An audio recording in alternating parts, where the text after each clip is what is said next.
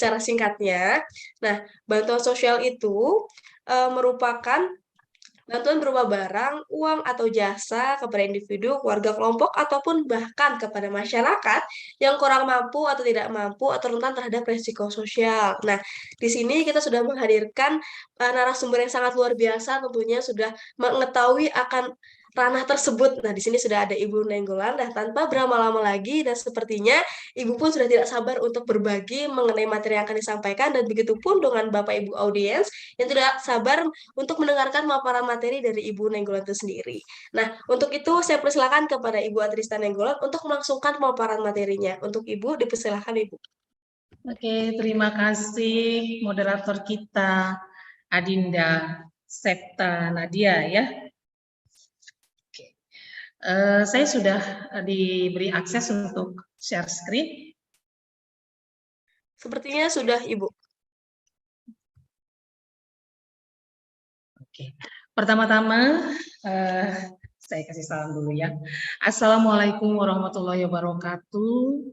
Selamat siang, salam sejahtera buat kita semua peserta webinar pengawasan kolaboratif dalam pelaksanaan bantuan sosial pada Sekolah Inovasi Peksos ya. Kita angkat jempol pada Sekolah Inovasi Peksos ya. Setelah menghadirkan beberapa banyak narasumber terkait dengan kepeksosan atau pekerjaan sosial ya. Baik, selamat siang juga buat teman-teman para pekerja sosial. Saya yakin di sini banyak pekerja sosial ya, Deseta Nadia ya. Begitu juga dengan para pendamping PKH, cukup banyak. Juga saya lihat ada dari Dinas Sosial, kemudian dari Sabang sampai Merauke kelihatannya ada ya.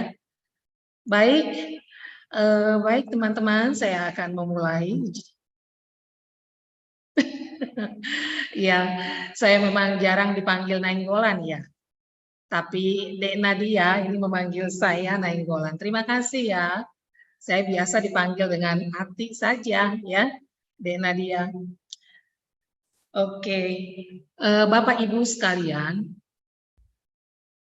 materi kita pada webinar hari ini terkait dengan pengawasan kolaboratif dalam pelaksanaan bantuan sosial. Nah, ini hasil penelitian saya di Kabupaten Sumedang pada tahun 2022. Dan materi ini sudah saya sampaikan pada Seminar Internasional on Social Work update pada tanggal 22 sampai 23 November tahun 2022 yang lalu. Ada seorang teman yang mengatakan bahwa Bu Ati, penelitian Bu Ati itu kelihatannya pas deh kalau ditayangkan di inovasi sekolah Peksos, sekolah inovasi Peksos ya. Gimana deh Septa? Yang jelas, yang pas itu apa ya? Inovasi sekolah inovasi Peksos ya. Nah, sehingga pada kesempatan ini saya bisa hadir di tengah-tengah Bapak Ibu sekalian untuk menyampaikan beberapa hal yang menarik mungkin temuan dalam penelitian saya ini. Sehingga saya mengemas judulnya menjadi pengawasan kolaboratif. Baik, kita lanjut saja. Nah, berangkat dari isu atau masalah-masalah bantuan sosial ya. Kalau kita berbicara tentang kemiskinan, maka itu erat kaitannya dengan instrumen apa yang pas untuk mengurangi atau mengatasi kemiskinan itu sendiri.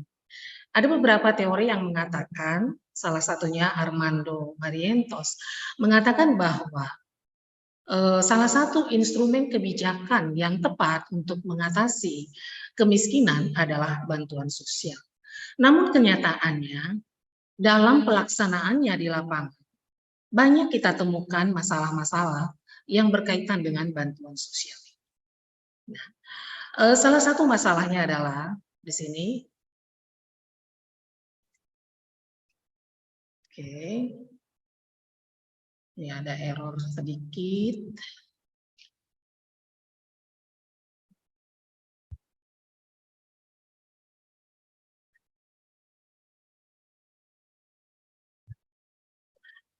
bahwa data penerima manfaat itu tidak tepat atau tidak akurat, tidak valid. Karena data tidak akurat, tidak valid, maka bantuan sosial tidak tepat sasaran. Kemudian angka graduasi, di mana masyarakat yang seharusnya atau keluarga miskin yang sudah meningkat kesejahteraannya masih rendah. Artinya mereka belum lepas dari graduasi. Kemudian menimbulkan kerugian negara yang lumayan cukup besar.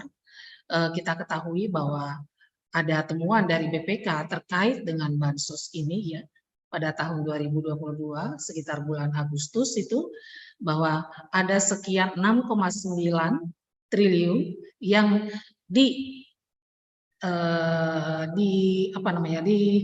ditemukan sebagai bentuk ketidaktepat sasaran. Nah, kemudian timbul kekisruhan atau protes dan kecemburuan sosial. Nah, ini permasalahan-permasalahan yang muncul di lapangan ketika kita melihat bagaimana sih implementasi bantuan sosial ini di lapangan. Nah, melalui pengawasan kolaboratif dalam pelaksanaan bantuan sosial ini diharapkan isu-isu ini akan berkurang atau bantuan tersebut akan tepat sasaran. Pengawasan kolaboratif ini tentu melibatkan beberapa unsur.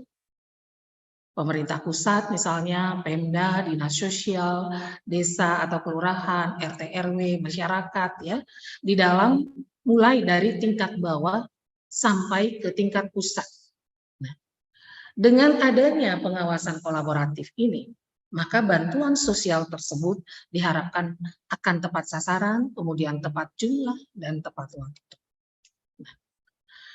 Beberapa alasan pemilihan judul atau tema ini adalah bahwa saya tertarik melihat dan meneliti tentang bantuan sosial yang diimplementasikan di Kabupaten Sumedang yang merupakan salah satu kabupaten penerima bantuan sosial terdampak COVID-19 yang mengalami kekisruhan dalam penyaluran bantuan sosial. Nah, ini diteliti oleh Ruyana dan Ferdiansa pada tahun 2021. Kemudian di Kabupaten Sumedang juga tercatat ada 621 warga telah melayangkan pengaduan kepada pusat pengaduan yang dikelola oleh tim SSQR, tim Sumedang Simpati Quick Response terkait bansos yang tidak tepat sasaran. Kemudian ada di sana pilar-pilar partisipasi masyarakat yang ikut terlibat di dalam mendata masyarakat miskin melalui aplikasi Sapa Warga secara online. Namun ternyata hal ini pun kurang efektif di dalam pelaksanaan pendataan warga miskin.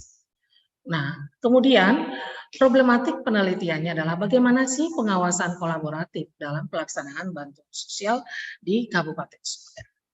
Nah, ini subproblematik berikutnya kami breakdown menjadi bagaimana karakteristik masyarakat penerima bantuan sosial di Kabupaten Sumedang, bagaimana kebijakan bantuan sosial di Kabupaten Sumedang, bagaimana pelaksanaan kebijakan bantuan sosial itu sendiri, serta bagaimana pengawasan kolaboratif dalam pelaksanaan kebijakan bantuan sosial. Tujuan dari penelitian saya pada waktu itu adalah dapat memberikan gambaran tentang karakteristik masyarakat penerima bantuan sosial di Kabupaten Sumedang. Kemudian kebijakan bantuan sosial di Kabupaten Sumedang itu sendiri, pelaksanaan kebijakan bansos itu, dan model pengawasan kolaboratif dalam pelaksanaan bansos. Manfaat teoritis tentu dapat memberikan pengayaan pada kajian kebijakan bansos ya, khususnya pengawasan kolaboratif dalam pelaksanaan kebijakan bantuan sosial. Nah, manfaat praktis diharapkan melalui penelitian ini dapat memberikan masukan atau perbaikan kebijakan bansos sehingga permasalahan kurang tepat sasaran dapat diminimalisir. Nah, tinjauan pustaka kita lewat saja. Nah, ini beberapa penelitian terdahulu yang menguatkan saya sendiri untuk melakukan penelitian pada saat itu. Pertama, penelitian dari Nugrahana Fitria Ruhiani yang mengatakan yang berjudul Strategi Kebijakan Pemerintah Kabupaten Sumedang dalam Penyaluran Bansos di Masa Pandemi COVID-19. Kemudian ada penelitian dari Dian Hardiana tentang implementasi kebijakan bantuan langsung tunai dana desa bagi masyarakat terdampak COVID-19. Tantangannya pada penelitian ini lebih menyoroti isu ya terkait dengan kekisruhan, kecemburuan sosial, ketidaktepatan sasaran, dan isu krusial yang diangkat perlunya menyusun kriteria penerima bantuan secara transparan dan dibarengi dengan pengawasan. Dan penelitian Will dan Rahmansyah dan kawan-kawan yang berjudul Pemetaan Permasalahan Penyaluran Bantuan Sosial untuk Penanganan COVID-19 di Indonesia. Menjelaskan bahwa berdasarkan hasil pemetaan terhadap penyaluran bansos, inti permasalahannya adalah ketidakandalan basis data penerima bantuan sosial. Nah, kita lihat apa sih yang menyebabkan nanti ketidakandalan basis data penerima bantuan sosial. Nah, sebelum ke temuan-temuan yang saya dapati di lapangan, kita mengupas sedikit tentang pengawasan. Apa sih pengawasan ini ya? Pengawasan menurut Savitri adalah proses pengamatan daripada pelaksanaan seluruh kegiatan organisasi untuk menjamin agar semua pekerjaan yang sedang dilakukan berjalan sesuai dengan rencana yang telah ditentukan sebelumnya. Kemudian pengawasan atau kontrol ditujukan untuk menghindari terjadinya kekeliruan sebagai usaha preventif. Kemudian apa itu pengawasan kolaboratif? Ini merupakan bentuk pengawasan yang didasarkan atas adanya kesepahaman dan kerjasama antar berbagai unsur atau stakeholder yang melahirkan sinergitas pengawasan guna menghasilkan output penilaian yang terpadu. Nah, unsur-unsur pengawasan kolaboratif itu terdiri dari adanya kerjasama dari berbagai stakeholder tadi. Kemudian atas dasar kesepahaman bersama, adanya upaya keterjalinan dalam melakukan pengawasan, ada kesetaraan dan sinergitas, serta hasil pengawasan merupakan konsensus bersama.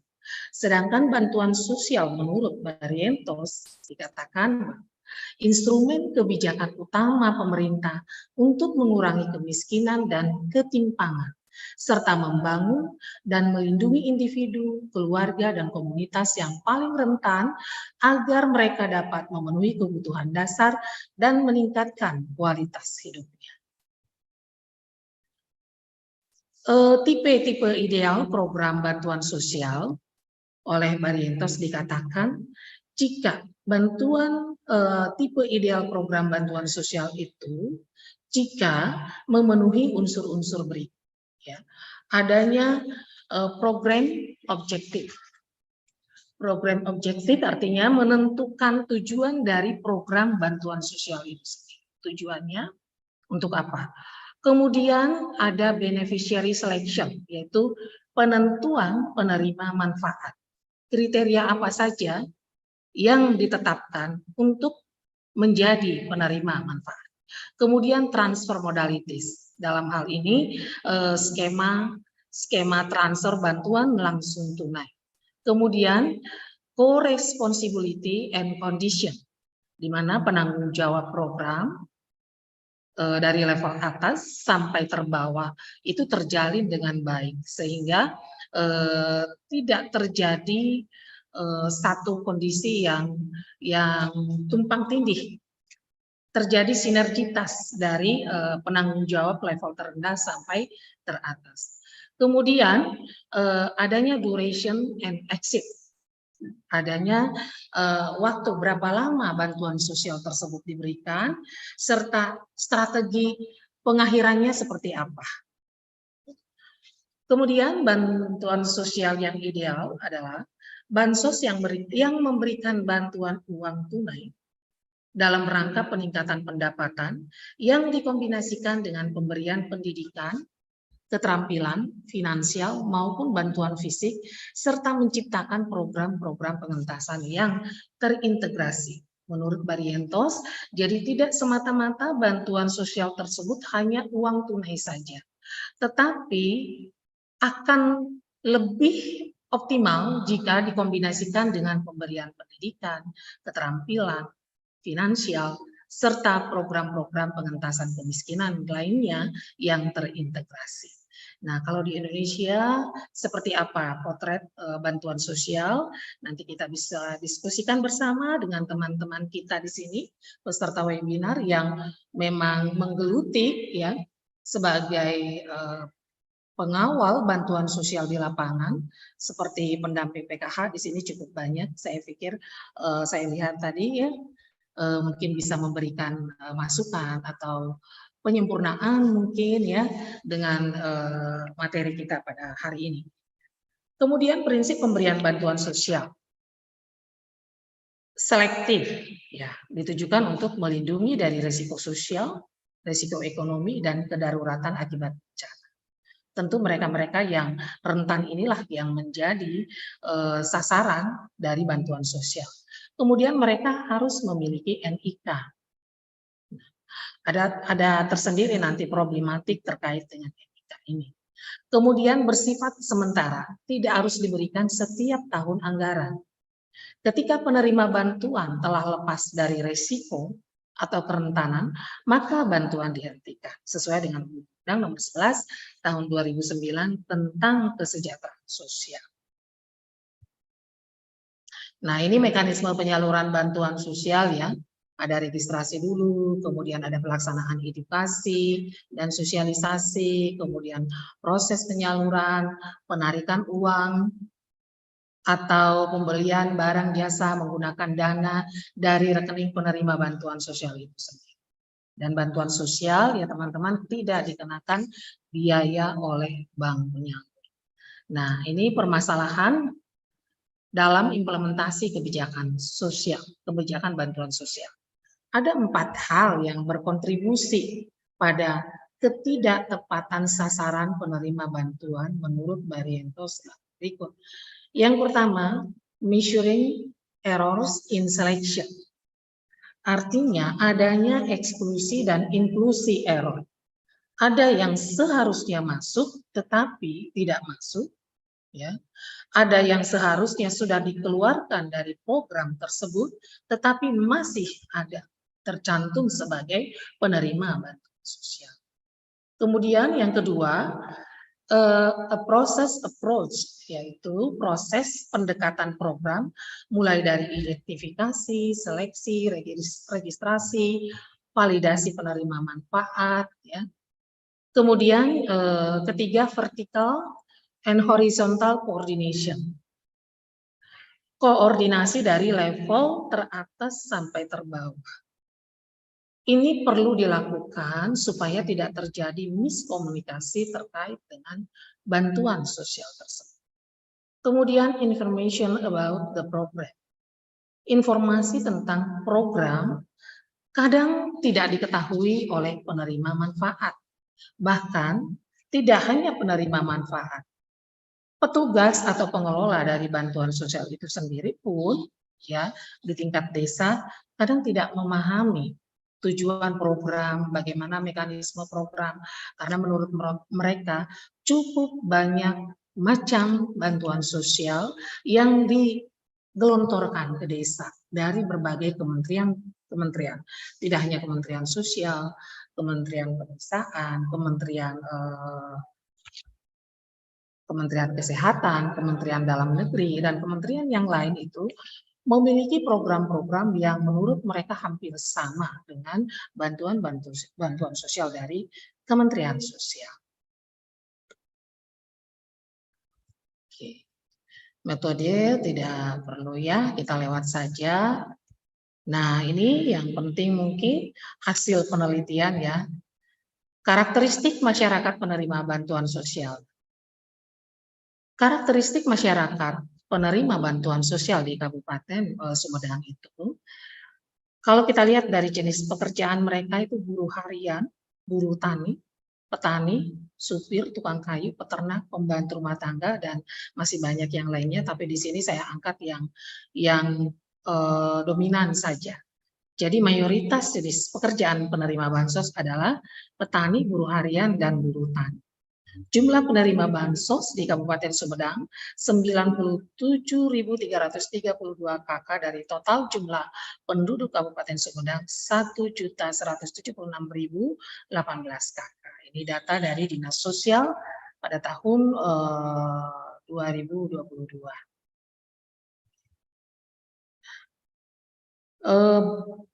Bansos yang bersumber, kita masuk kepada kebijakan dan program bantuan sosial. Bansos yang bersumber dari pusat itu dari APBN, ada beberapa yang digelontorkan ke Kabupaten Sumedang. Yang pertama program Keluarga Harapan, ya. Kemudian bantuan pangan non tunai BPNT, BPNT tambahan respon terhadap pandemi COVID. Kemudian bantuan langsung tunai dana desa, penerima bantuan iuran BPJS Kesehatan, bantuan sosial tunai BST Kemensos. Jadi Kabupaten Sumedang ini menerima bantuan tidak hanya bersumber dari APBN tetapi juga bersumber dari APBD. Nah, untuk APBN, nama program bantuan sosialnya ada 6 macam dengan jumlah rupiah per KK yang diterima sebagai berikut. Ya. Nah, jumlah KK yang paling dominan adalah penerima BPNT tambahan respon terhadap pandemi COVID tahun 2019. Itu 70.000. Oh, maaf. Yang paling tinggi adalah nomor 5, penerima bantuan iuran PBI BPJS Kesehatan, yaitu 133.247. Nah, berikut bansos yang bersumber dari Pemda. Nah, jaring pengaman sosial, yang pertama, jaring pengaman sosial bansos kabupaten, itu 500.000 per bulan untuk 1 KK. Kemudian JPS provinsi atau bansos provinsi 500.000 per bulan per KK. Kemudian penerima bantuan iuran atau PBI jaminan kesehatan 42.000 orang, 42.000 per orang per bulan. Kalau kita lihat bantuan yang diberikan oleh pemerintah sangat signifikan, ya. Jadi selain APBN, mereka juga menerima bantuan yang bersumber dari APBD. Nah, ini permasalahan yang kami dapatkan di lapangan. Yang pertama, belum tersedianya data penerima bansos yang akurat yang dapat dijadikan acuan penyaluran bansos. Kemudian ditemukan inclusion error dan exclusion error. Keluarga yang seharusnya berhak mendapat justru tidak mendapatkan bantuan sosial atau sebaliknya. Kemudian, pedoman pemutakhiran data dari pemerintah pusat masih dianggap kurang jelas. Masih ada perbedaan pendapat dalam menentukan rumah tangga miskin yang akan ditetapkan sebagai rumah tangga sasaran atau KPM. Dan yang keempat, bansos dibagi rata kepada semua warga tanpa memperhatikan kriteria atau prasyarat penerima bansos. Hal ini terjadi untuk menghindari kericuhan atau protes dan kecemburuan sosial. Jadi RT atau RW di salah satu desa mengatakan supaya kami tidak mendapat protes, supaya kami tidak menerima supaya tidak terjadi kericuhan atau kecemburuan sosial, maka kami bagi rata saja itu bantuan. Nah, ini menyalahi aturan atau regulasi dari bantuan sosial itu sendiri. Kemudian keluarga penerima manfaat yang bermasalah pada tahun sebelumnya masih menerima bansos. Jadi datanya masih itu lagi, padahal keluarga tersebut misalnya adalah keluarga yang tidak layak untuk menerima bantuan sosial. Sudah diberikan usulan untuk menggantikan nama dari penerima bantuan yang tidak layak tadi, tetapi masih nama tersebut yang turun pada tahun berikutnya. Jadi seolah-olah tidak ada updating data atau penyempurnaan data. Kemudian KPM yang sudah dinonaktifkan karena tidak layak menerima bansos masih menerima bantuan sosial. KPM yang meninggal juga, KPM pindah domisili masih menerima bantuan sosial. Dan yang terakhir, ditemukan KPM menerima lebih dari satu jenis bansos atau bansos ganda dan adanya nepotisme dalam proses seleksi calon KPM. Nah, ini permasalahan-permasalahan mungkin tidak hanya di Sumedang saja, tetapi juga di wilayah Indonesia bagian lain ya. Nah, bagaimana mengatasi permasalahan tersebut? Hasil penelitian yang pertama, permasalahan bansos yang ditemukan di Kabupaten Sumedang menggambarkan bahwa pengawasan kolaboratif belum dilaksanakan secara optimal. Pengawasan yang dilakukan hanya bersifat internal dan belum melibatkan para pemangku kepentingan. Kemudian pengawasan kolaboratif adalah pengawasan yang bersinergi antar berbagai stakeholder yang terlibat mulai dari pemerintah pusat sampai pada pemerintah terendah, yaitu pemerintah desa yang diwujudkan melalui pelibatan masyarakat dalam seleksi KPM dan pengawasan bansos. Nah, diharapkan melalui pengawasan kolaboratif yang berjenjang, mulai dari pemerintah desa sampai pusat, maka keakuratan data DTKS sebagai basis data penerima bansos dapat diandalkan.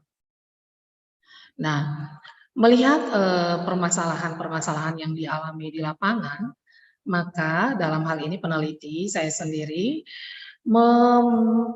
memberikan satu model pengawasan kolaboratif di dalam pelaksanaan bansos ini.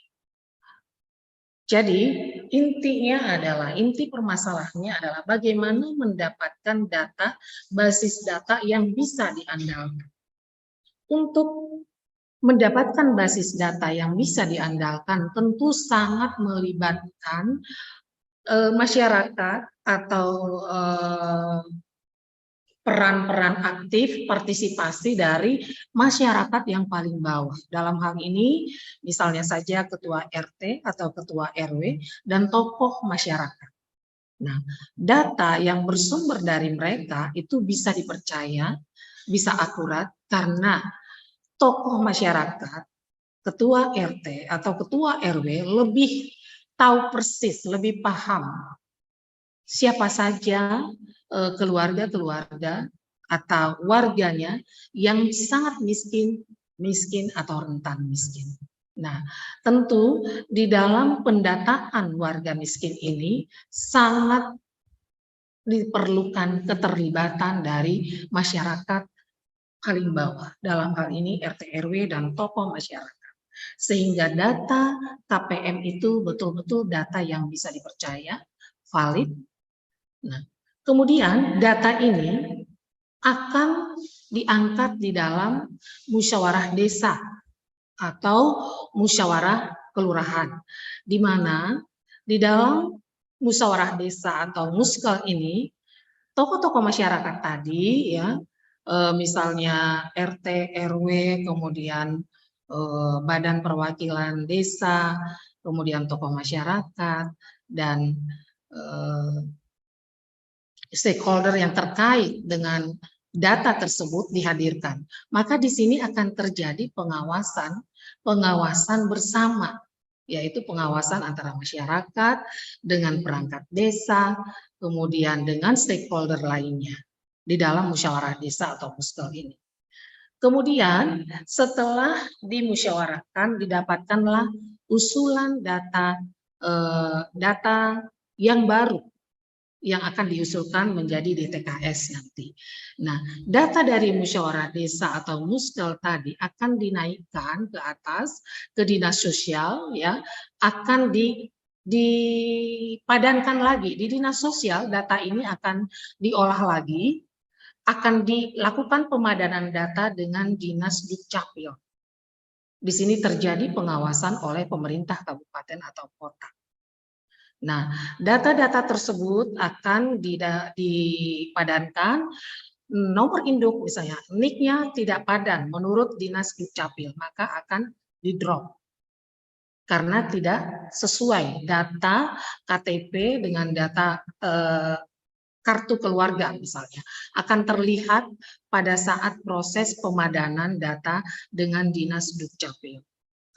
Data yang sudah padan ini akan oleh operator 6NG desa melalui operator 6NG kabupaten akan dinaikkan ke tingkat yang lebih tinggi, dalam hal ini pemerintah kabupaten atau kota. Nah, data tadi, usulan DTKS tadi akan disampaikan ke bupati atau wali kota untuk mendapatkan legalisasi atau pengesahan oleh pemerintah daerah setempat. Nah, ketika data tersebut sudah disahkan oleh bupati, maka data ini akan naik ke Pusdatin Kementerian Sosial RI.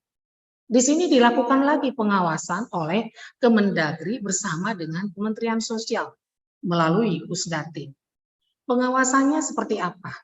Dilakukan pemadanan data dengan Dukcapil Pusat. Sehingga memang pemadanan ini selalu mengaitkan dengan Dinas Dukcapil, kemudian Dukcapil Pusat. Mengapa? Karena salah satu persyaratan untuk menjadi penerima bantuan sosial atau terdaftar sebagai DTKS adalah persyaratan pertama adalah harus sama NIK-nya dengan data di Dukcapil. Permasalahan di lapangan sering kita temukan ternyata data warga miskin tidak sama dengan DTKS. Data warga miskin baik itu NIK, KTP tidak sama dengan data yang diusulkan. Sehingga terjadi protes kenapa yang menerima bantuan hanya itu saja orangnya. Kenapa saya tidak tidak memperoleh bantuan. Mungkin pada alur ini terjadi kesalahan. Bisa saja data tersebut belum disahkan oleh pemerintah pusat sehingga belum naik ke atas, atau nomor induk kependudukan mereka tidak sesuai dengan data yang tercantum di Dinas Dukcapil. Nah, itu mungkin permasalahan-permasalahan yang terjadi di lapangan yang sering kita temui. Nah, setelah data tadi sudah padan dengan data Dukcapil Pusat Kemendagri, maka Menteri Sosial akan membuat surat keputusan penetapan data terpadu kesejahteraan sosial. Kemudian SK terkait data yang baru ini, DTKS yang baru ini akan diturunkan ke operator 6NG kabupaten, kemudian ke desa, dan usulan KPM telah masuk ke tingkat paling bawah. Dalam hal ini RT RW tentu akan melihat bahwa usulan mereka sudah tercantum di dalam DTKS jika melakukan proses atau model pengawasan seperti yang kami usulkan berikut dalam paparan ini.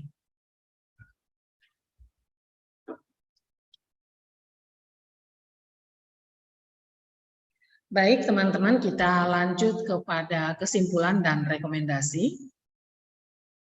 Moderator, saya masih punya waktu untuk paparannya ya? Masih tersisa waktu, Bu. Oke. Kesimpulannya, berdasarkan hasil penelitian Kabupaten Sumedang, belum melaksanakan pengawasan kolaboratif secara optimal dalam pelaksanaan bansos.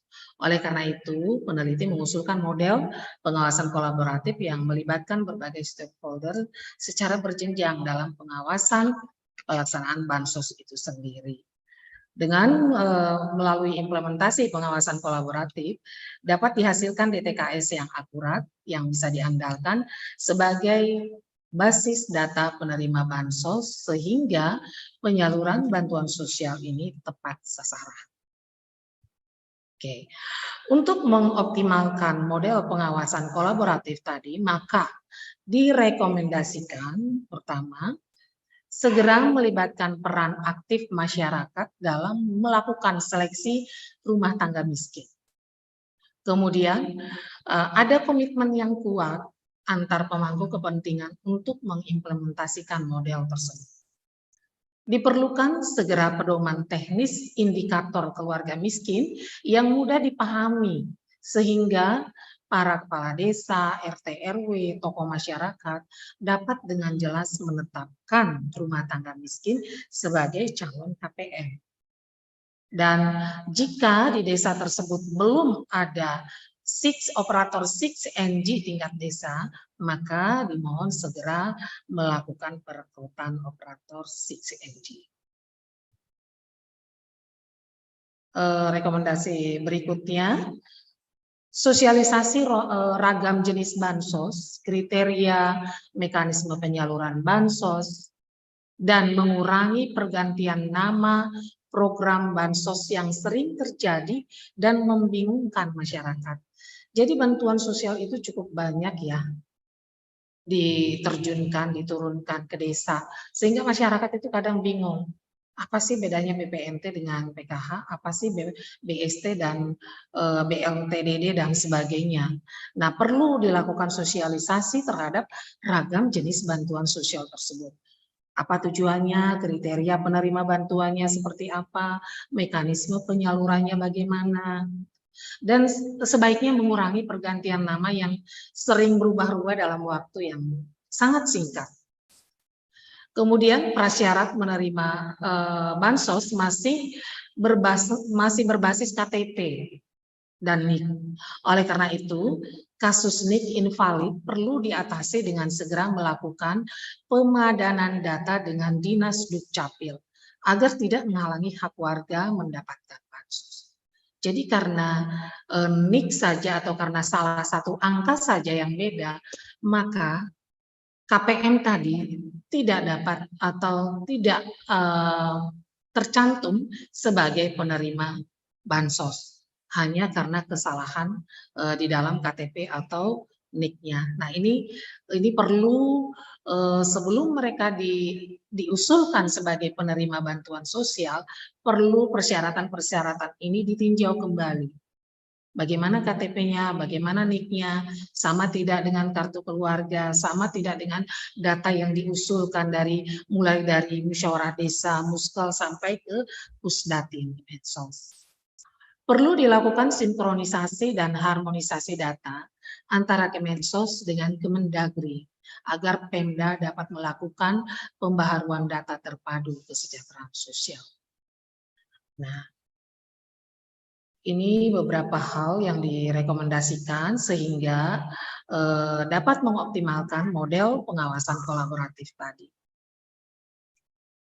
Iya.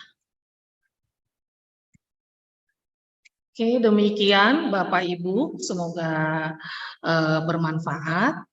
Dan selanjutnya kami kembalikan kepada moderator kita, Septa Nadia. Baik, Ibu, terima kasih pengetahuannya. Setelah Ibu jelaskan dengan jelas tentunya, kita masuk ke sesi di mana teman-teman audiens sudah menanti dan tentunya Ibu. Kita akan masuk ke sesi para yang berpertanyaan boleh itu dan bertanya secara singkat dan jelas kepada Ibu. Untuk silakan yang mengajukan pertanyaan. Di sini sudah ada Ibu Bertika Ibu Lorenz. Ibu, dipersilahkan Ibu.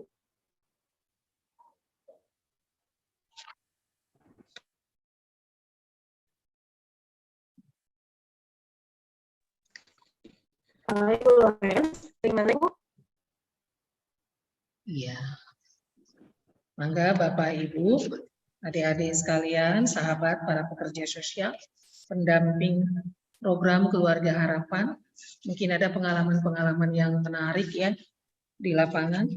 Mari kita share, berbagi di sini, lalu kita sama-sama berdiskusi untuk mencari solusinya seperti apa sih?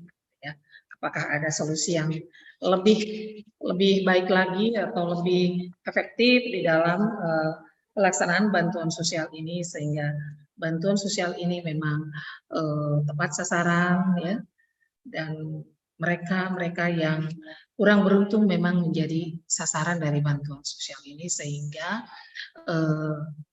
jumlah atau tingkat kemiskinan di negara kita ini bisa diminimalisir.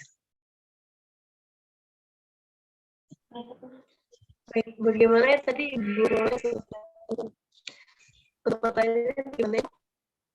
Mungkin bisa disilahkan langsung bertanya kepada Ibu Ati. Halo, Ibu Lawrence. Ya, ini Ibu, silakan. Ya, Ibu Lawrence bagaimana?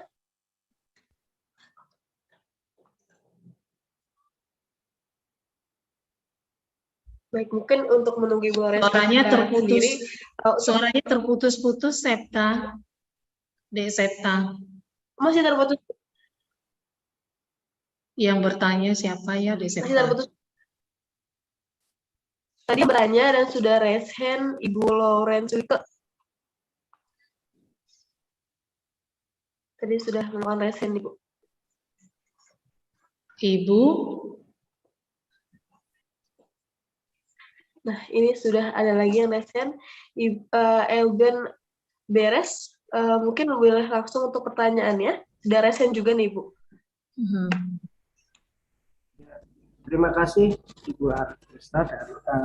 Perkenalkan saya El dari Brebes, Bu, Jawa Tengah. Siapa, Pak? El Fatah El Zaman, Korga PKH Brebes.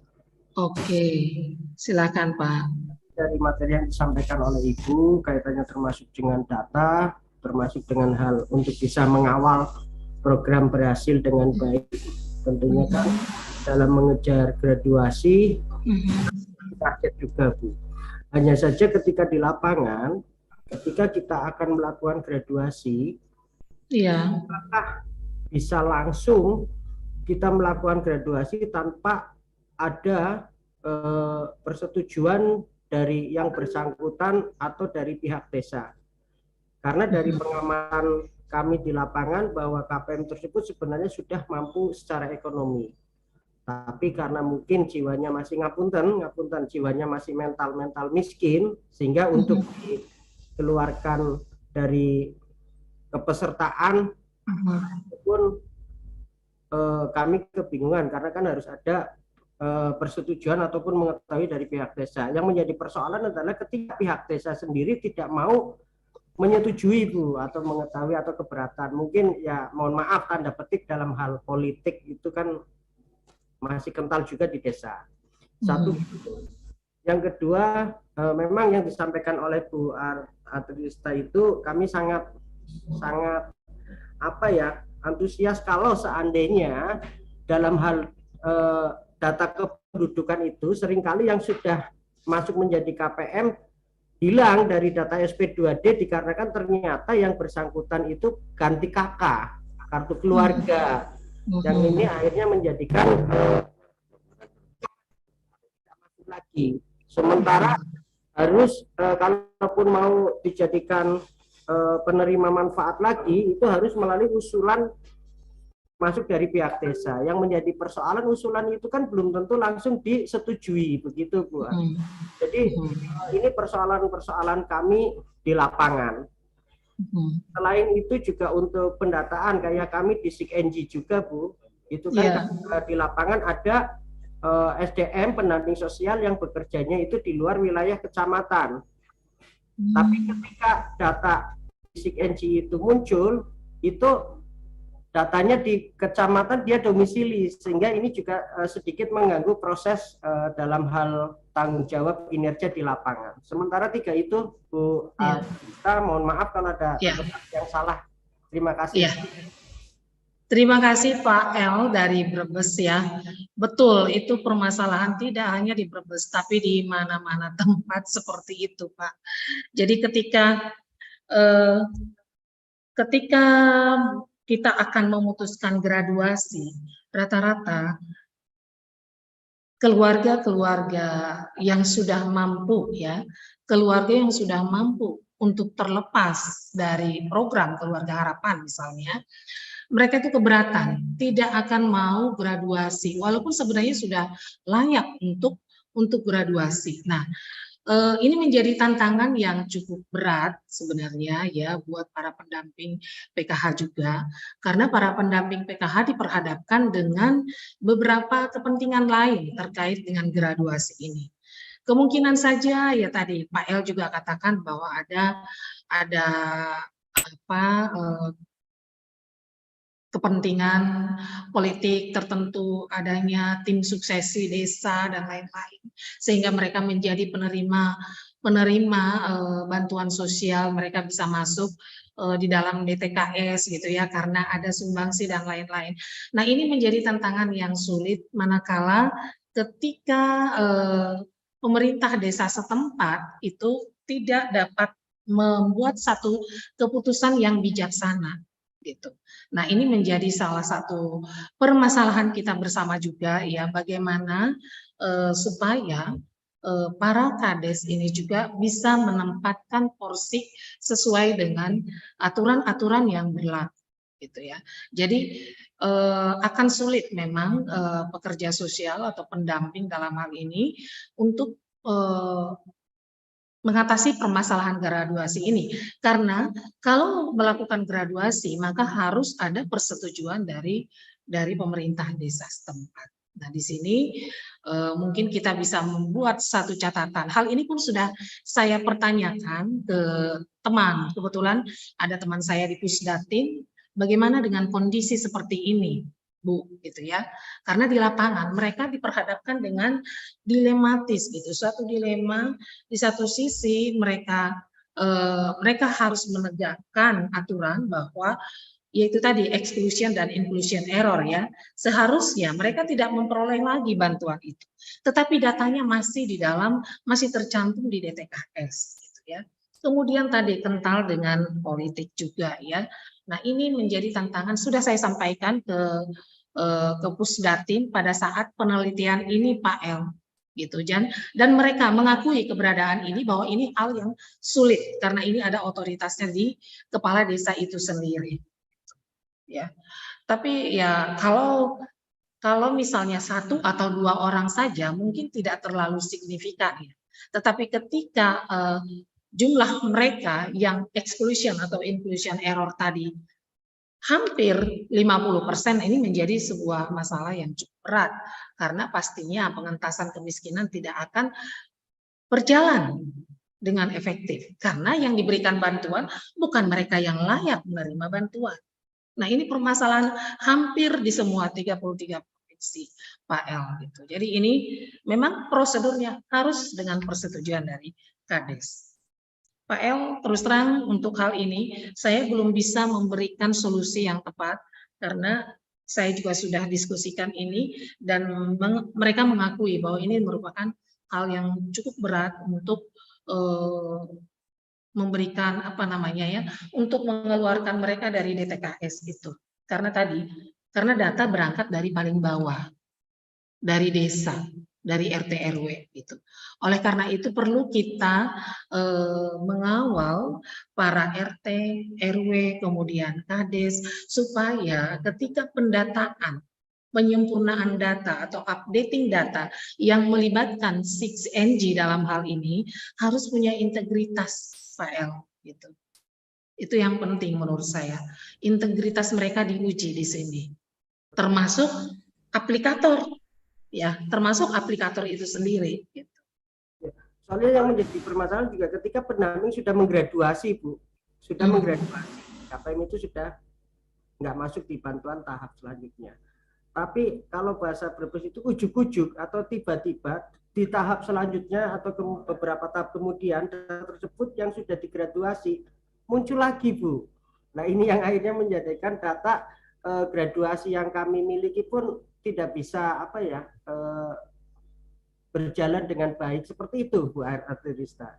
Nah, Pak El, makanya Pak El, saya sampaikan di sini tadi usulan model pengawasan kolaboratif, Pak El. Kolaboratif artinya berbagai unsur yang terlibat ikut mengawal dari mulai tingkat bawah sampai ke tingkat pusat, sehingga dapat diminimalisir kesalahan-kesalahan tersebut. Jadi nanti kita akan menemukan, oh data itu muncul dari siapa, tiba-tiba kok ujuk-ujuk data itu sudah ada. Padahal data itu dari usulan dari bawah tidak ada, tetapi ketika masuk tingkat kabupaten kok ada. Nah itu kan nanti akan dipadankan di setiap level. Nah ini yang pengawasan kolaboratif ini yang belum ada, gitu. Belum, kalaupun ada tidak maksimal diterapkan. Gitu. Buktinya masih ada ketika di pertengahan perjalanan kok ujuk-ujuk ada data yang berubah, ada data yang muncul seperti itu, Pak El. Ya, kembali lagi ke integritas kita masing-masing pengelola bantuan sosial ini, Pak El. Kita tahu regulasinya, kita tahu aturannya. Nah, sejauh mana kita menerapkan atau melakukan satu keputusan yang sesuai dengan regulasi itu. Bayangkan kalau Pak El punya tim suksesi misalnya, Pak El jadi kepala desa karena tim suksesi A. Nah, ini mereka menghadapi konflik gitu ya. Kalau saya tidak masukkan ke DTKS, bagaimana nanti tim suksesi ini? Mereka akan kontra dengan saya di dalam penyelenggaraan program-program desa dan seterusnya. Gitu. Nah ini menjadi konflik kita bersama sih sebenarnya. Gitu. Ya. Begitu Pak El dari saya. Tapi ini sudah saya sampaikan Pak El ke Pusdatin ketika melakukan penelitian ini. Bu, terima kasih Bu. Ya. Sama-sama Pak El. Semangat Pak El. Tantangan memang berat ya untuk implementasi bantuan sosial ini. Kompleks. Ya. Ini ada di chat room. Izin bertanya moderator, apakah bisa? Oke, silakan coba Dek Septa dibacakan pertanyaan berikutnya.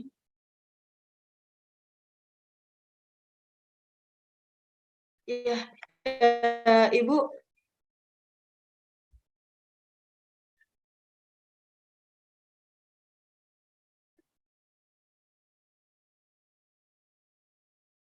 Ini dari Elvia. Bagaimana Ibu?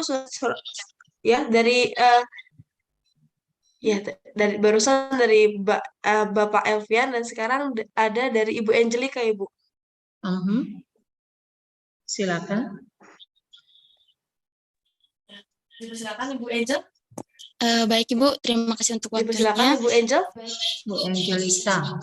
Dari mana Bu Angelika? Ibu, saya izin bertanya terkait data yang yang kita dapatkan dari misalnya di desa gitu.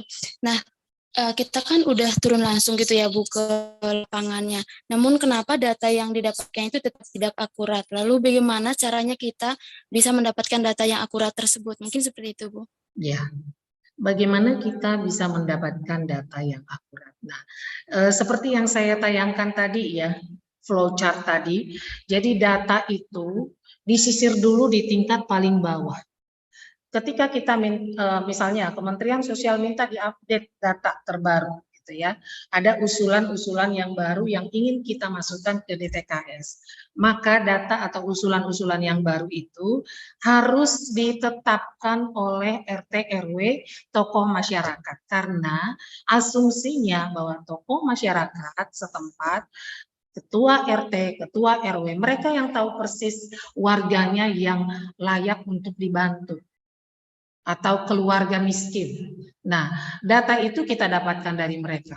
Kemudian data itu dimusyawarahkan Bu Angelika di tingkat desa atau kelurahan, namanya muskel atau musdes. Nah, pada musyawarah kelurahan tersebut itu diundang stakeholder yang terkait dengan penetapan DTKS.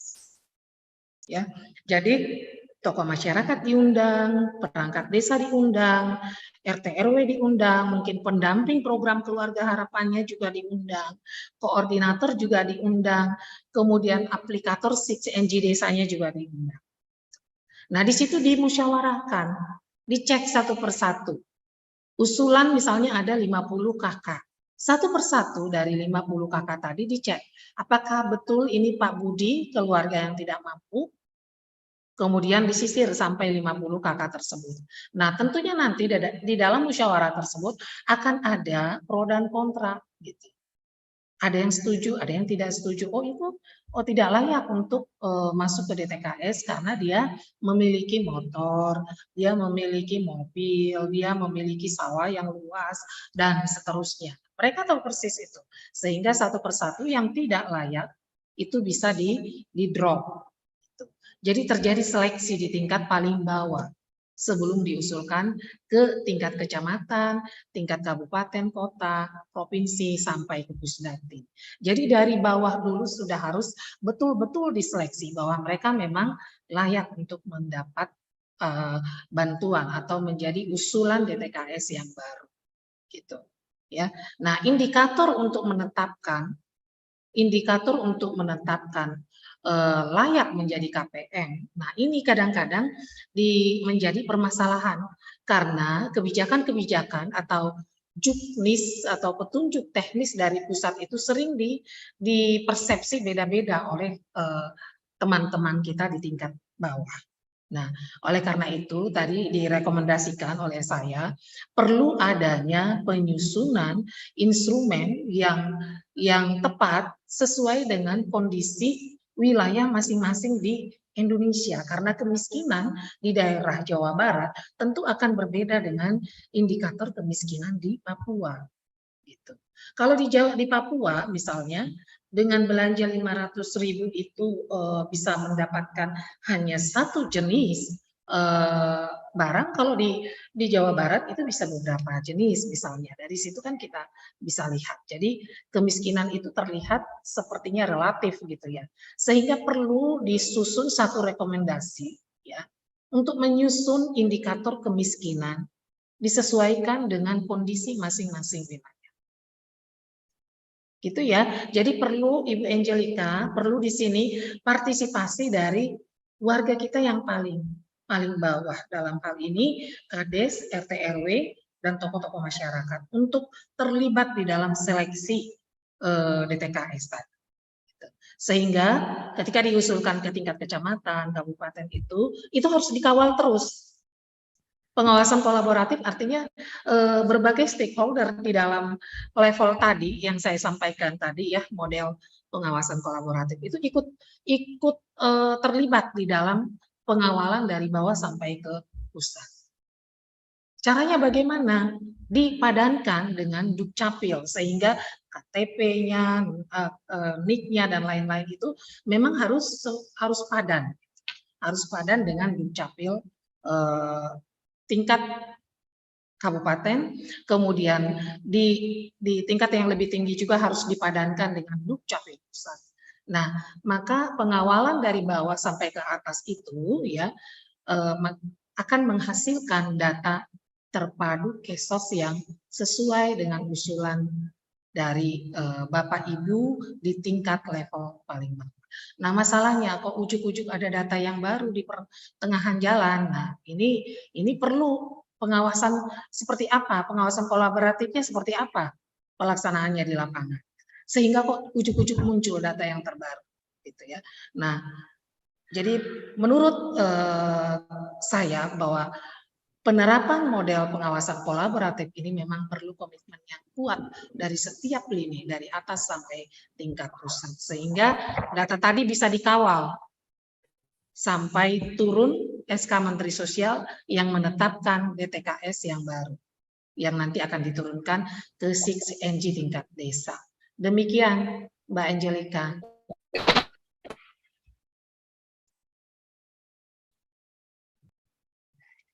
Bu Angelica dari mana? Baik Ibu, terima kasih Ibu. Oke, Dari semangat. Dari mana Bu Angel? Dari Bandung Bu. Ibu Dari mau Bandung. izin bertanya juga Bu tadi terkait yang pro dan kontra itu. Bu tanya Bu. Tapi pro dan kontra yang ada di masyarakat itu gimana ya Bu? Contohnya yang dialami oleh Mbak Angelica seperti apa? Kayak kalau misalnya kebetulan di desa saya itu dulu Bu, ada masyarakat yang mereka tahu nih, masyarakatnya ini tuh mampu gitu kan ya Bu, mampu. Terus ada masyarakat yang satunya itu tidak mampu. Nah, pada saat digraduasi itu tuh mereka tuh menolak gitu loh Bu untuk menerima keputusan dari maksudnya mereka menolak untuk digraduasi gitu Bu. Mereka kayak datang ke pendampingnya kayak apa ya marah-marah gitu loh Bu, kayak gitu Bu. Iya.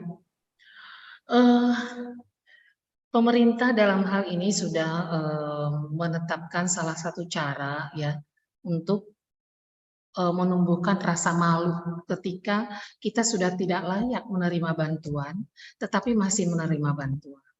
Salah satu caranya dengan membuat apa namanya itu kayak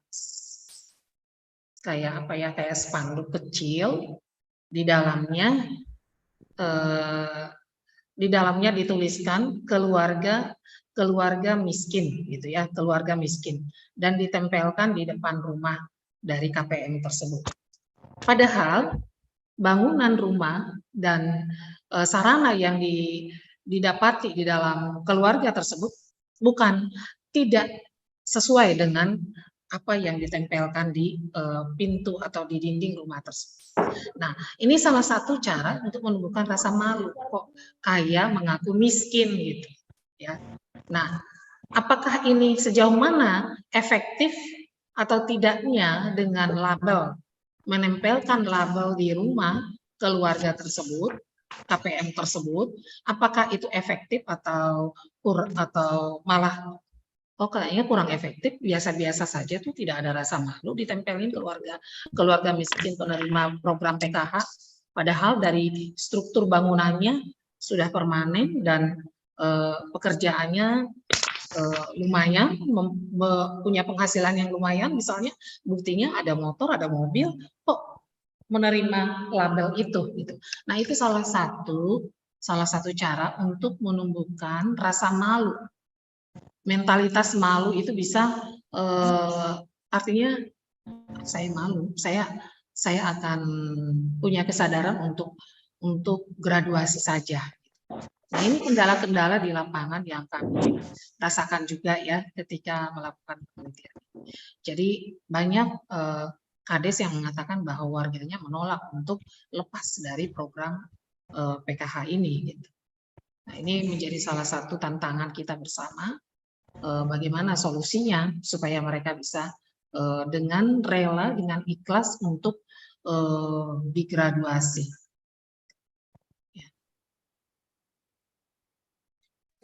Baik Ibu, terima kasih banyak Ibu. Ini ada satu pertanyaan Ibu dari Bapak Wibowo Tegal, Bu. Ini sudah ingin bertanya, Ibu. Oke, Pak Wibowo Tegal, silakan Pak Bowo. Terima kasih. Selamat siang Ibu.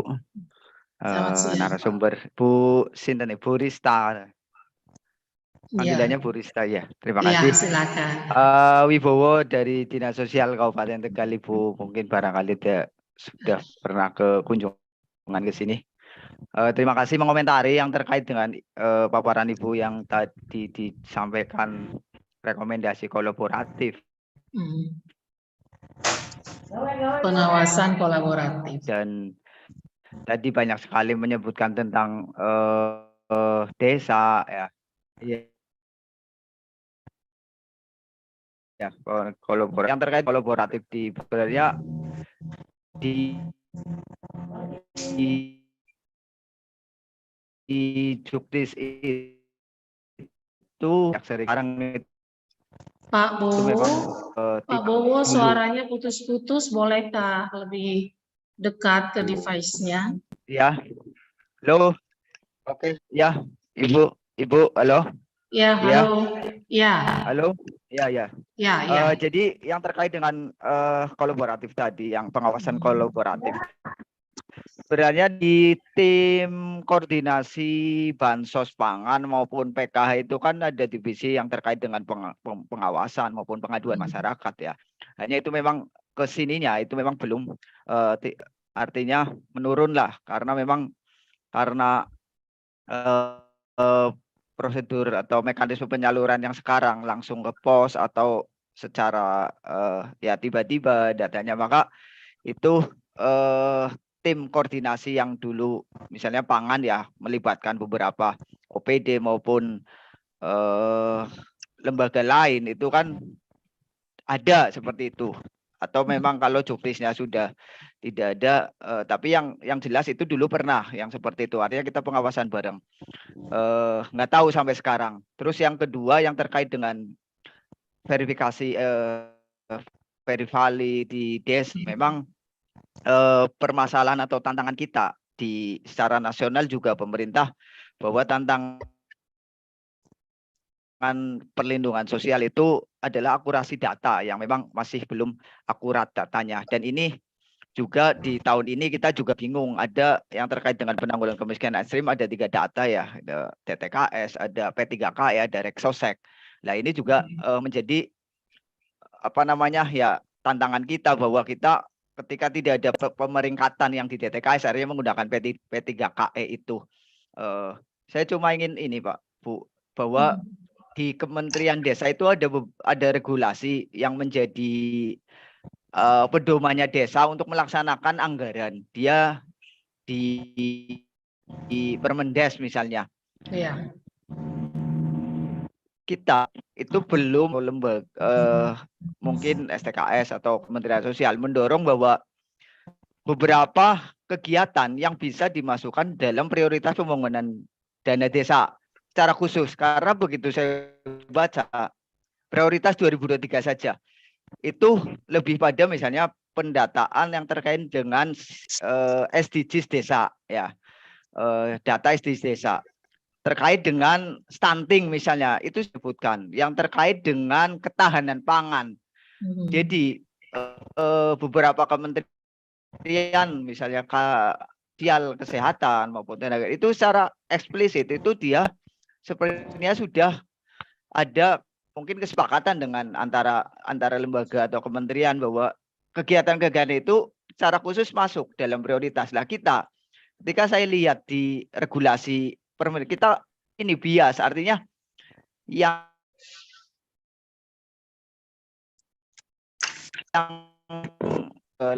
atau operator desa yang Ibu sebutkan itu kalau bisa didorong untuk masuk ke dalam regulasinya Kemendes prioritas pembangunan desa itu, ataupun perangkat ataupun BPD misalnya ya, itu bisa saja disebutkan secara eksplisit, maka mereka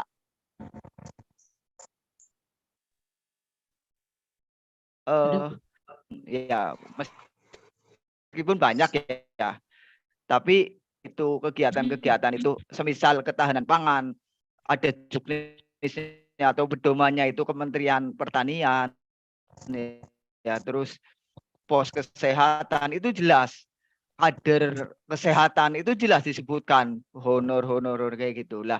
Yang Kementerian Sosial itu kegiatan-kegiatan yang memang itu di breakdown di desa karena mereka punya kewenangan desa itu tidak secara jelas seperti itu. Terus itu hanya 2 Bu.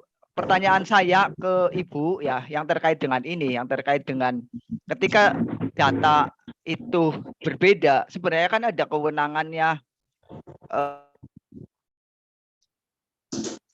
Halo, Pak Bowo, suaranya kembali hilang. Ya, halo.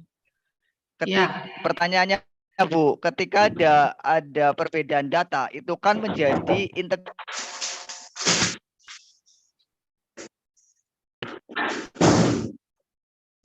Halo. Data melalui untuk tentang integritas data Bu, yang memang itu menjadi ranahnya keterlibatan. Putus-putus lagi suara Pak Bowo. Data. Pak Bowo suaranya putus-putus lagi. Ini kan langsung integritas data Ibu. Ya.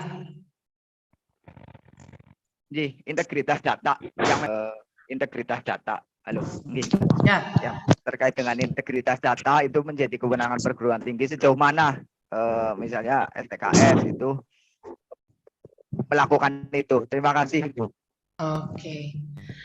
Baik, Pak Wibowo. Pak Wibowo dari Tegal ya, Pak Wibowo ya.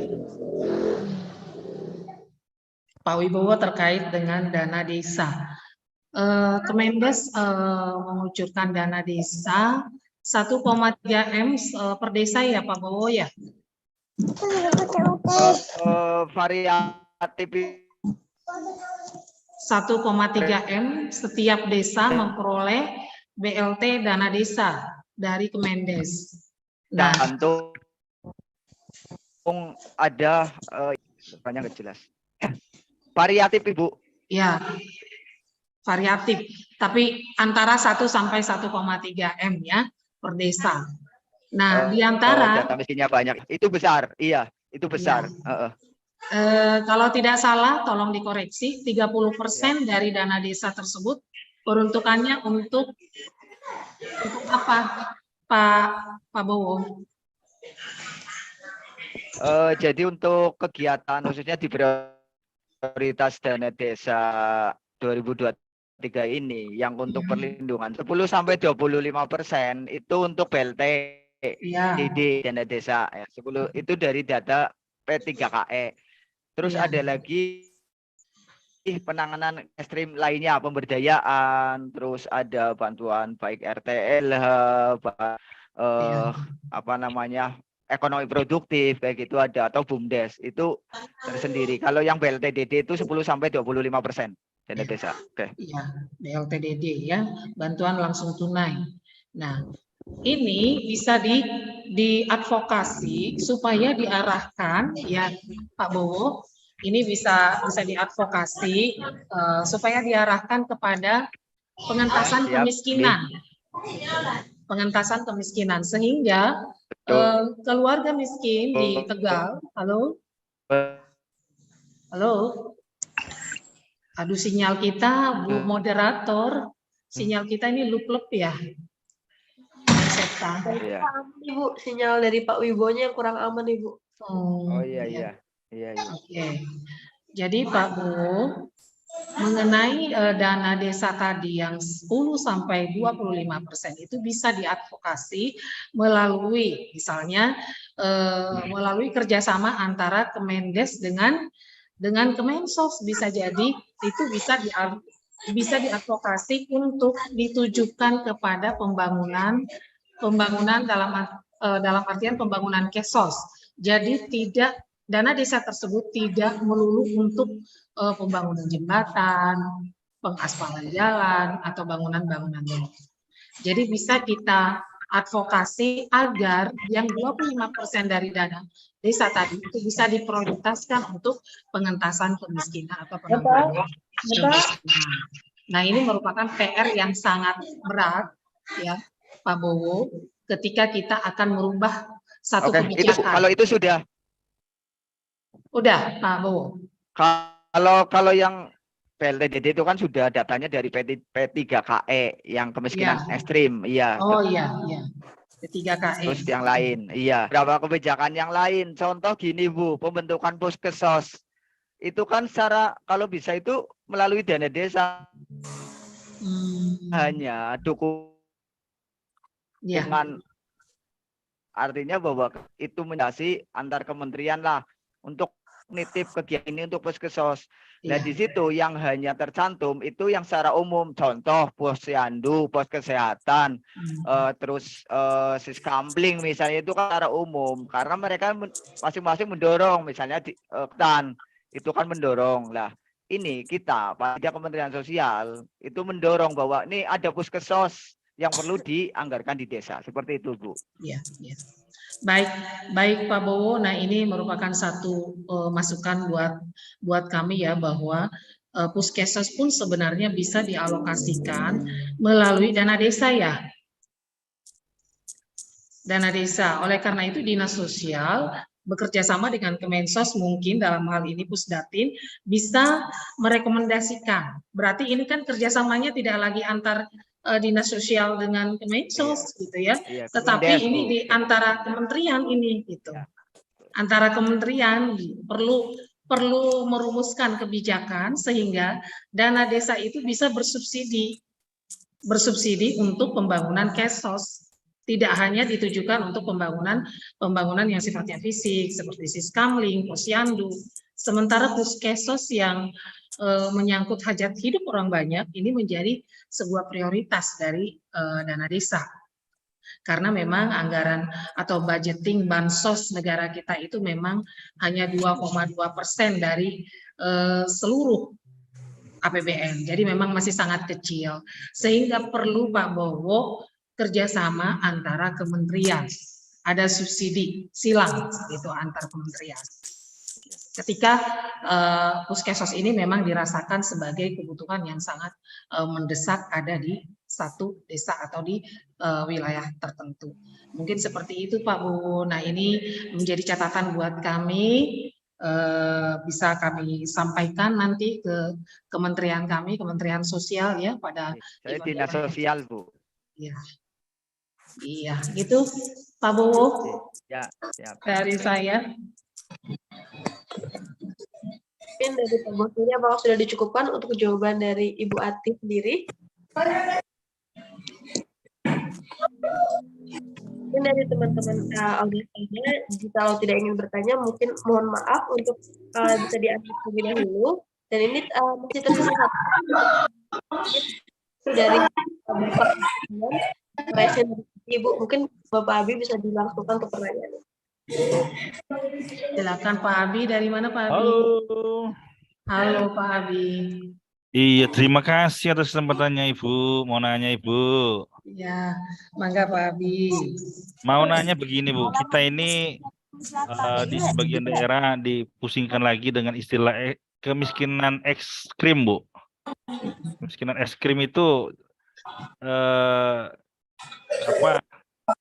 disuruh verifikasi lagi gitu kan. Nah ini ada dua hal ya kalau menurut teman-teman. Satu, kita selama ini baik itu di daerah di dinas sosial itu kan ngurusin DTKS begitu. Satu lagi ada istilah kemiskinan ekstrim yang itu digawangi sama Bapeda gitu. Nah, di situ inpres ya, instruksi presiden harus menghapus kemiskinan ekstrim gitu kan. Iya. Nah itu ada kawan tanya, ketika Bapeda meminta RT melalui kelurahan untuk verifikasi, bahasanya tuh begini, menurut Pak RT nggak layak, tolong tidak layakkan. Kalau yang layak, dibikin layak begitu kan. Yang tidak layak dikasih tidak layakan. Menurut Pak RT begitu loh, maksudnya itu subjektif sekali jadinya. Tadi Ibu sangat bagus sekali, itu memang daerah butuh indikator untuk bisa dipakai oleh siapapun dalam hal menentukan orang itu layak atau tidak mendapatkan bansos, miskin atau tidak. Nah, apa yang jadi persoalannya tuh Bu, mekanisme muskel tuh adalah mekanisme yang saya kira menjadi manuver ataupun inovasi yang dibuat sedemikian rupa ya untuk mengikis kong kali kong RT. Ada oknum RT yang memasukkan itu kan, dengan adanya muskel diundang semuanya, di situ kan nggak bisa RT-nya bermain di situ, langsung diprotes keras sama tokoh masyarakat, tokoh yang lain-lain gitu kan. Cuma di sebagian kelurahan itu ada curhat begitu. Ada orang yang mampu, dia kemudian tidak layak untuk menerima bansos, anggaplah dia ngusul BPJS PBI. Saya dapat informasi dari petugas lapangan, ada RT yang takut gitu Bu, tidak mengeluarkan surat pengantar ke kelurahan. Saya miris sekali gitu ya. RT takut, jadi karena takutnya dikeluarkanlah surat keterangan tidak mampu mengusulkan BPJS PBI begitu. Nah, yang ini bisa mengacau data gitu. Nah, saya bilang di sana kan ada Babinsa, Babin Kamtibmas. Kalau dia sampai marah bawa parang segala macam bisa diamankan. Itu satu. Dengan adanya muskel seperti itu ada plus minusnya sih. Tadi kan RT jadi sasaran itu pas itu. Kemudian yang keduanya ini ada juga yang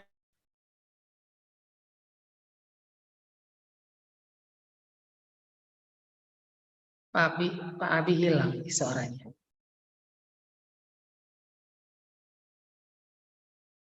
Halo Pak Abi. Sebaliknya yang tahu lokasi dia ini layak atau tidak keadaannya kayak kelurahan begitu. Iya. Nah, jadi bagusnya Bu kemarin ada terobosan dari daerah yang memberikan akun bagi kelurahan untuk jadi operator CNG seperti yang Ibu paparkan tadi itu, alhamdulillah di sebagian daerah sudah jalan itu Bu. Oh. Nah, tinggal di daerah saya sudah jalan, tinggal bagaimana merubah mindset kelurahan sih, PR-nya seperti itu sih Bu. Karena selama ini karena takut dirusuh sama masyarakat, apa-apa tanya dulu ke dinas sosial, kalau kata dinas sosial bisa kami buatkan surat. Nah ini kan polanya harus dirubah memang pelan-pelan ke kelurahan. Mungkin ada masukan dari Ibu bagaimana istilahnya kita bermanuver ke kelurahan agar mereka memiliki kemandirian dan keberanian gitu terhadap warganya sendiri gitu. Kadang sulit mereka tidak mengeluarkan surat gitu ya bagi yang mampu itu. Selanjutnya ada juga laporan dari kawan mengenai verifikasi data kemiskinan ekstrim tadi. Bahkan ada yang fatalnya tuh Bu. RT itu bersepakat gitu. Bagaimana kalau kita layakkan semua ini? Padahal ada sebagian tuh yang sudah tidak layak. Dengan frame berpikirnya, wah kalau kita kurangin ini kuota nanti kita dapat bantuan nih berkurang juga. Ah ini hambatan saya kira di semua daerah ya Bu untuk merubah mindset petugas yang dianya itu sebenarnya jadi ujung tombak begitu. Anggaplah RT itu kan ujung tombak gitu Bu, yang menentukan orang ini masuk atau tidak. Paling begitulah sedikit curhatan Bu, mungkin Ibu bisa ambil poin pentingnya dan dikembangkan untuk masih masukan. Atur nuhun. Terima kasih. Pak Abi dari Pak Abi. Ya. Materinya ini belum di-share panitia ini Bu. Nanti di-share. Oh, sudah ada materinya. Ya. Gimana Bu? Ya. Ya, Pak Abi tinggal di mana Pak Abi? Saya itu aslinya dari Bangka Belitung, Bu. Oh, Babel. Ya, cuman merantau ikut bini di Kalimantan pindahnya, Bu. Oh. Masih wilayah Indonesia, tenang aja, Pak Abi. Waktu di STKS, Bu, di bagian umum ya kalau nggak salah, Bu. Oh, kok kenal saya, Pak Abi? Ya, saya ini mahasiswanya Ibu dulunya. Oh, alah. Ya. Oke, Pak Abi. Tahu Pak Abi ini tutup kamera, jadi saya tidak tahu. Nggak hafal. Cuma suaranya yang kelihatan. Yang kedengaran. Oke, Pak Abi. Terima kasih. Dan memang itulah permasalahan, itulah potret sebagian dari permasalahan bantuan sosial di lapangan ya. Bahwa diperlukan integritas dari mereka-mereka pengambil keputusan di tingkat desa gitu. Kalau sampai misalnya kong kali kong, mau dia bawa mana nih bangsa kita ini ya. Nah jadi ada satu hal terkait dengan kemiskinan ekstrim ya. Apa sih kemiskinan ekstrim ini gitu ya. Kalau ibaratkan misalnya kita memasak nasi ya, ilustrasinya pakai, kalau dulu itu pakai panci atau pakai periuk ya. Nah, dimasak dengan tungku atau pakai kayu bakar. Biasanya si nasi itu paling bawah itu namanya kerak ya Pak Abi ya. Iya kan Pak Abi? Ada kerak biasanya paling bawah. Iya. Biasanya kerak itu. Kerak yang paling bawah itulah the poorest of the poor atau kemiskinan ekstrim gitu ya. Jadi keluarga yang paling miskin dan dari yang miskin gitu. Nah ini tentang kemiskinan ekstrim. Nah kalau warga kita saja atau RT RW-nya bersekongkol untuk menyatakan bahwa semua dilayakkan, ya pastinya pengentasan kemiskinan tidak akan efektif, tidak akan berjalan dengan baik. Pastinya sasaran bantuan sosial itu akan tetap meleset ya, atau tidak tepat sasaran. Kalau RT RW kita saja sudah punya kesepakatan bersama untuk melakukan hal yang melanggar aturan. Jadi, dan ini memang menjadi permasalahan kita semua terkait dengan mindset atau mentalitas para pengelola bantuan sosial ini, Pak Abi ya. Ini menjadi masukan buat kami juga ya sebagai dosen atau sebagai pengajar, sehingga suatu saat nanti jika ada event-event tertentu terkait dengan data, terkait dengan pengentasan kemiskinan atau topik-topik yang terkait dengan bantuan sosial, permasalahan-permasalahan yang tadi Bapak Ibu sampaikan itu sudah saya catat dan ini bisa kami sampaikan ke Kementerian Sosial ya, Pak Abi ya, sehingga ini menjadi PR besar buat kami di Kementerian Sosial untuk mungkin membuat rancangan atau desain bantuan sosial yang harus bagaimana sih sehingga tadi permasalahan-permasalahan di lapangan itu bisa dihindari atau diminimalisir. Ibu sedikit Bu, boleh Bu? Iya Pak Abi. Kalau ditanya sama dinas lain data kemiskinan dinas sosial, kita cukup ngasih tahu Kak, kalau data kemiskinan itu sama dengan DTKS atau beda Bu? Nah, data kemiskinan dengan DTKS ya, data kemiskinan itu bisa bersumber dari siapa saja, dari kementerian apa saja. Tetapi ketika itu DTKS, dia sudah terseleksi dari tingkat bawah sampai ke Pusdatin. Jadi, data kemiskinan dengan DTKS itu tentu berbeda Pak Abi. Ya. Data kemiskinan menurut Kementerian Kesehatan misalnya, dari perspektif mereka ya disebut data kemiskinan juga. Data kemiskinan menurut atau perspektif dari Kemendes mungkin itu tidak sama juga dengan data kemiskinan yang diperoleh melalui Kementerian Sosial. Nah, oleh karena itu perlu semua kementerian yang relevan sasarannya tentang kemiskinan perlu duduk bareng untuk menentukan data kemiskinan yang bunyinya sama, jumlahnya sama gitu ya, tidak berbeda-beda. Menurut Kemensos sekian, menurut Kemendes sekian, menurut Kementerian Kesehatan dan kementerian yang lain beda. Nah, perlu di sini dibangun satu data kemiskinan apa ya, yang artinya data itu satu data itu bicara untuk semua kementerian. Lupa saya apa namanya itu ya. Data di BPS. Iya, itu. Jadi satu data. Jadi kalau Kemensos bicara tentang kemiskinan sama datanya dengan kementerian lain yang berbicara tentang kemiskinan. Perlu dibangun apa itu? Aduh, istilahnya saya lupa Pak. Itu sedang diproses, sedang digodok gitu. Nah, jadi DTKS ini tadi kembali ke DTKS, data terpadu kesejahteraan sosial.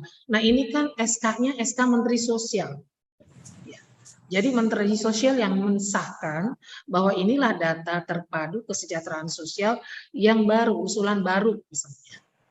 Yang melalui proses yang saya sampaikan tadi, melalui flowchart tadi itu. Yang sudah dikawal dari mulai tingkat bawah, kecamatan, kabupaten, sampai provinsi dan Pusdatin. Itu sudah dikawal oleh unsur-unsur yang terkait dengan penyelenggaraan bantuan sosial tersebut.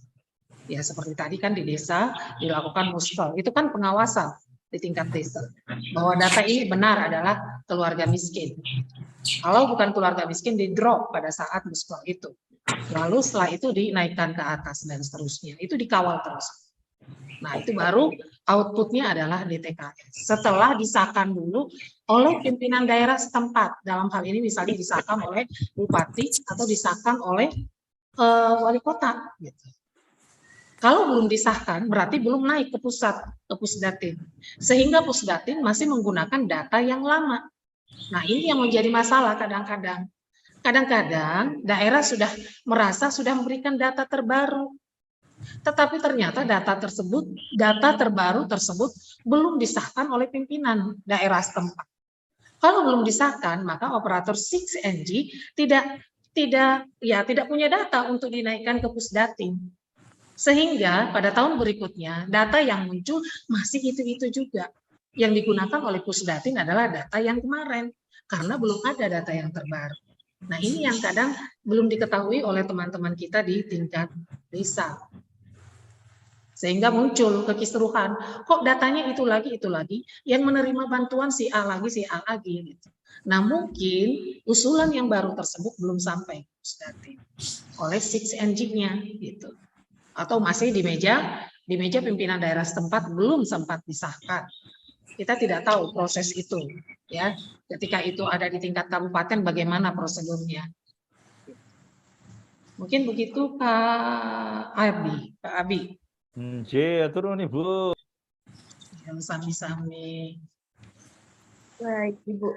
Untuk melihat dari room Zoom ini sudah tidak ada lagi yang mengajukan pertanyaan. Mungkin untuk sesi tanya jawab ini bisa dicukupkan, Ibu ya. Terima kasih kepada teman-teman, kepada Bapak Ibu audiens yang sudah mengajukan pertanyaan, serta kepada Ibu Ati sudah menjawab pertanyaan dengan jelas, singkat, dan juga berdasarkan pengalaman-pengalaman Ibu di lapangan. Untuk sesi tanya jawab ini kita akhiri dan kita tutup. Baiklah teman-teman sekalian, alhamdulillah rangkaian acara webinar pengawasan kolaboratif dalam pelaksanaan bantuan sosial kali ini telah usai.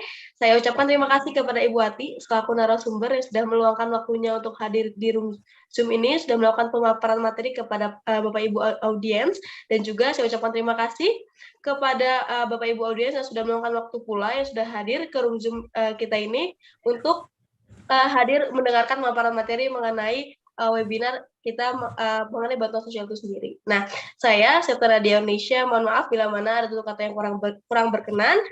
Jalan-jalan ke negeri Kanada, jangan lupa pulangnya membeli good time. Terima kasih atas perhatian Anda, and see you next time. Wabillahi taufiq wal hidayah, wassalamualaikum warahmatullahi wabarakatuh. Dan untuk teman-teman audiens, jangan lupa untuk mengisi link absensi, dan untuk sertifikat nanti akan dikirimkan sesuai dengan alamat email masing-masing. Oke, terima kasih. Assalamualaikum warahmatullahi wabarakatuh. Terima kasih, Bu. Terima kasih semuanya. Terima kasih. Terima kasih, Bu. Terima kasih. Terima kasih untuk infonya. Terima kasih, Bu Pak Mulyati. Dayat mau nanya itu, Pak Dayat, Bu. Siap. Udah ditutup, bentar aja. Telat Pak Dayat, telat. Siap. Japri aja nanti, Pak Dayat.